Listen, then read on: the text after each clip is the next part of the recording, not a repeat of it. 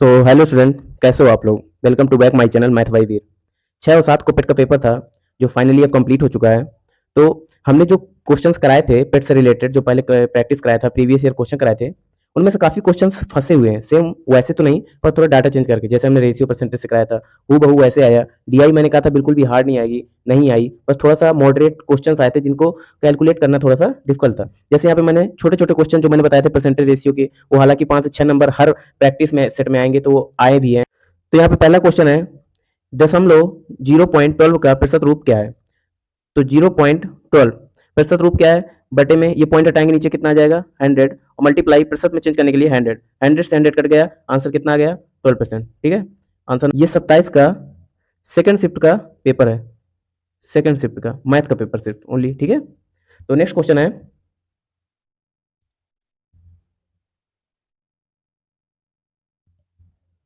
Next question है, एक आयत की परिधि 13 सेंटीमीटर है और इसकी चौड़ाई 2 हो जाओ 3/4 सेंटीमीटर है, इसकी लंबाई कितनी है। तो देखो, जो परिधि होती है वो होती है 2l+b। तो यहाँ पे परिधि टोटल कितनी दी है 13।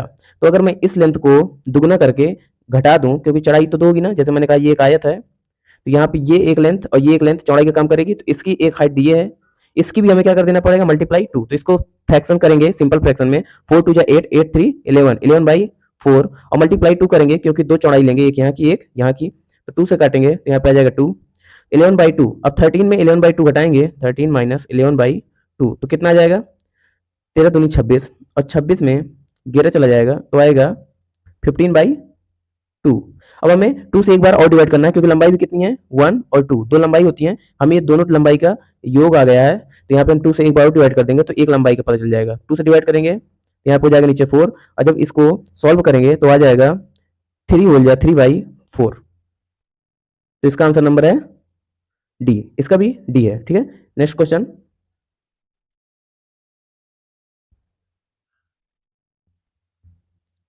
नेक्स्ट क्वेश्चन है, कह रहा है 437 और 487 के बीच में पूर्ण संख्याओं की संख्या क्या है। देखो यहाँ पे काफी लोग 50 में और 49 में डाउट रहे होंगे। देखो क्या है, जैसे मैंने कहा 8 से 12 के बीच में कितनी संख्या है, तो तुम कहोगे 9 है, 10 है और 11 है। कैसे निकाला, तुमने 12 में 8 घटा दिया है और एक और माइनस कर दिया है। जैसे 12 में 8 घटाए कितना आया 4, और 4 माइनस 1 कितना आ गया 3। सेम यही करना है, इसमें भी घटा देना है।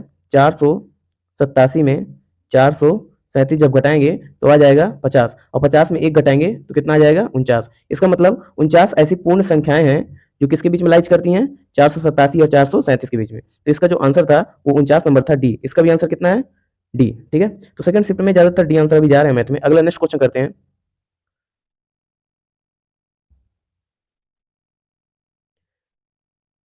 देखो नेक्स्ट क्वेश्चन कह रहा है टू संख्याओं का एलसीएम एचसीएफ कितना है 120 और 6।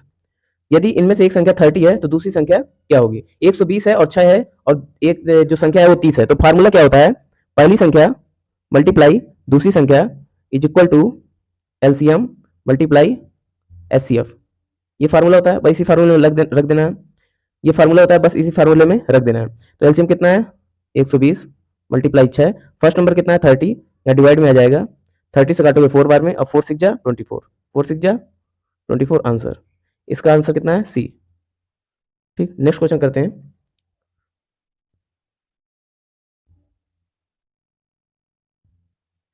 नेक्स्ट क्वेश्चन है राम के। देखो अभी तक जितने भी क्वेश्चन हुए मुझे तो नहीं लग रहा है एक भी हार्ड थे, उसमें से बहुत ही ज्यादा इजी थे, ज्यादा से ज्यादा 15-15 सेकंड के क्वेश्चन थे। ठीक है, तो यहाँ पे कह रहा है राम की आयु श्याम की आयु की दो गुनी है, राम की आयु श्याम की आयु की दो गुनी है। ठीक, हमने कहा इसकी दो है, इसकी एक है। कह रहा है सोहन की आयु से आधी है, लेकिन राम की आयु सोहन की आयु, मैं सोहन को ऐसा मान ले रहा हूँ, सोहन की आयु से आधी है। अगर सोहन की 4 होगी तभी तो ये 2 होगी, तो मैं इसको कितना मान लिया 4 है। कह रहा है श्याम मोहन से बड़ा है, श्याम मोहन से बड़ा है। श्याम कौन था इसमें से, श्याम हमने मानते ये वाला। आगे श्याम मोहन से बड़ा है, तो श्याम कौन माना था हमने, ये श्याम, ये मोहन से बड़ा है, मतलब ये यहाँ पे बड़ा है। अगर ये बड़ा है तो ये कौन है, सब ये छोटा है। और इससे भी श्याम से बड़ा कौन है, यहाँ पे राम है, राम से बड़ा सोहन है। तो कह रहा है सबसे बड़ा कौन है, तो सबसे बड़ा यहाँ पे सोहन ही है, सबसे ज्यादा यही बड़ा है। तो कहां पर है ऑप्शन नंबर, इसमें भी डी है, option number D, option number D, ये भी डी है। ठीक है, सोहन कुछ था नहीं इसमें, बहुत ही ज्यादा इजी था। ठीक है, नेक्स्ट क्वेश्चन है,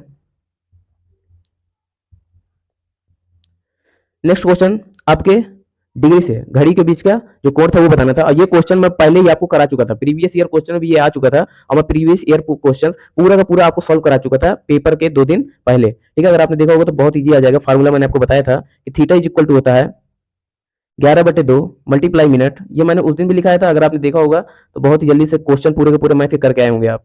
और यहाँ पे मैंने बोला था 30 मल्टीप्लाई आवर, ठीक है। यहीं पर रख देना है। 11/2 मिनट की जगह 10 रखोगे तो 2 5 जा 10, 2 पंचे 10 और 11 पचे 55।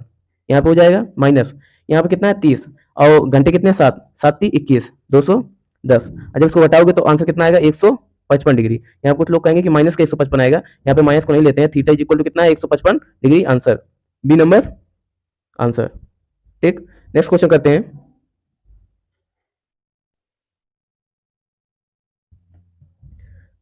नेक्स्ट क्वेश्चन डीआई से है। यहाँ पे डीआई आ गई। यहाँ पे देखो 2021, 2022, 2023, 2024, 2025 के आंकड़े दिए हुए हैं, और यहाँ पे सहभागियों की संख्या लिखी हुई है, यहाँ पे ग्राफ दिखाया हुआ है। अब देखो क्वेश्चन पढ़ते हैं क्या कहा है। यहाँ पे जो काले रंग पे हैं, ये जो काले रंग पे हैं पुरुष है यहाँ पे, और जो खाली पे हैं वो महिला है, ठीक है। तो क्वेश्चन कह रहा है किस वर्ष अधिकतम लोगों ने मैराथन में भाग लिया। तो देखो यहाँ पर किस वर्ष लग रहा है, तो यहाँ पे हम जैसे अप्रॉक्स देते हैं, ये 18 है, ये 12 है, तो यहाँ पे 3000 तो यहाँ पे हो गया, ठीक है, 3050, यहाँ पे 11 है, यहाँ पे 21 है, तो यहाँ पे अप्रॉक्स 32 के आसपास यहाँ भी चले जाएगा, ठीक।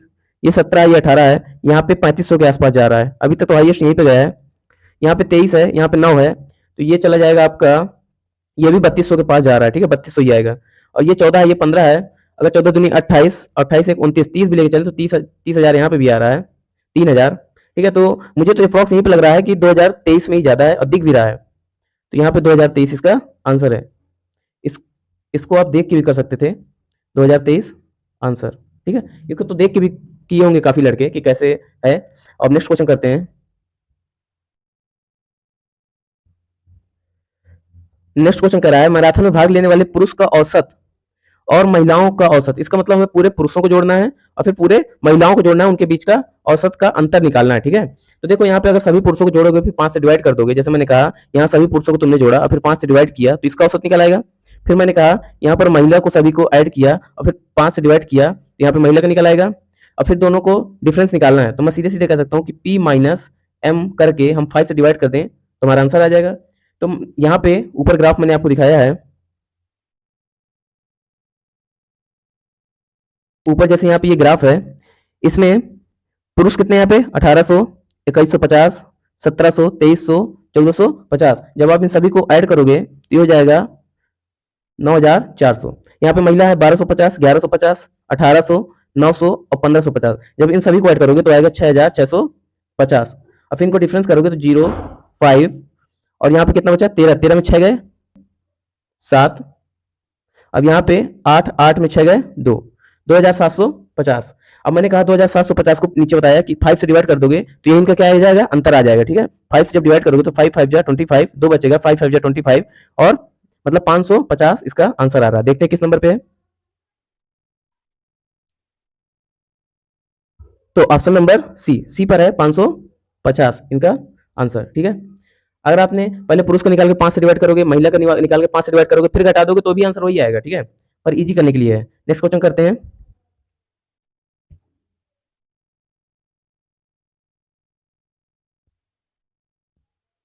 नेक्स्ट क्वेश्चन भी डीआई से है, ठीक है। हम वही क्वेश्चन करा रहे हैं कि डीआई से आखिर क्वेश्चन पूछे कैसे हैं, ठीक है। जैसे मैंने पूरे क्वेश्चन आपको पहले ही करा चुके थे, किस तरह के डीआई के क्वेश्चन आएंगे, परसेंटेज के क्वेश्चन आएंगे, आप शायद लगाए होंगे तो पूरी मैथ आई होगी। यहाँ पे 2011, 2012, 2013, 2014, 2015 और 16 तक के आंकड़े दिखाए गए हैं। अब क्वेश्चन में कह रहा है कि कंपनी द्वारा 2016 में अर्जित लाभ, कंपनी द्वारा 2016 में अर्जित लाभ और कंपनी 15 में अर्जित लाभ से कितने प्रतिशत अधिक है, ठीक है। तो कंपनी 16 में ज्यादा लाभ होगा और कंपनी 15 में कम लाभ होगा, कितने प्रतिशत अधिक पूछ रहा है, ठीक है। तो यहाँ पे जैसे मैंने कहा यहाँ पे दिए है आय और दिए है व्यय। अगर मैंने कहा आय किसी की 100 रुपए है और व्यय 75 रुपए है, और वह अगर 25 रुपए बचा ले रहा है तो यही इसका क्या होगा, लाभ। यही इतना रुपए बचा लिया तो उसका क्या होगा, लाभ। इस ग्राफ में सिर्फ यही बताया गया है कि आय में जितनी भी व्यय घटाई जाएगी तो जो भी बचेगा उसका क्या होगा, वो लाभ होगा। तो मैंने कहा यहाँ पे 2016 का जो लाभ है वो 500 की आय में 400 अगर व्यय कर देगा तो बचेगा कितना, 100 रुपए। और 2015 में 800 में अगर 750 खर्च कर देगा तो बचेगा कितना, 50 रुपए। अब कह रहा है 2016 में, क्वेश्चन क्या कह रहा था, क्वेश्चन कह रहा है कंपनी द्वारा 2016 में अर्जित लाभ, कंपनी 2016 में अर्जित लाभ 100 था और 15 में 50 था। तो कह रहा कितने प्रतिशत अधिक है, कितने प्रतिशत अधिक है 50, और किससे अधिक है 100 से, 2016 से कितने प्रतिशत, मल्टीप्लाई 100, 100 100 कट गया, कितना आ गया आंसर 50%, कितना आ गया 50%, बी नंबर आंसर। क्वेश्चन सही कह रहा है, कंपनी द्वारा 2016 में अर्जित लाभ कंपनी द्वारा 2015 में अर्जित लाभ से कितने प्रतिशत अधिक है। 2015 में अर्जित लाभ से, 2015 से पूछ रहा है, एक सेकंड, 2016 में कितना था 100, 2015 में कितना था 50, तो कितने का लाभ है 50 का, अब बटे कितने से 50 से, मल्टीप्लाई 100, 50 से 50 कट गया, कितना आ गया 100%, बी नंबर इसका आंसर नहीं है, इसका आंसर है ए नंबर। ठीक है, ए नंबर इसका आंसर सही है। नेक्स्ट क्वेश्चन, नेक्स्ट क्वेश्चन कह रहा है कंपनी द्वारा 2013 में, कंपनी द्वारा 2013 से 2015 तक कुल कितना लाभ अर्जित किया। 2013 से 2015 तक, तो 2013 में कितना था, 2013 में अर्जित लाभ किया 800 में 700 खर्च किया तो 100 रुपए बचाया।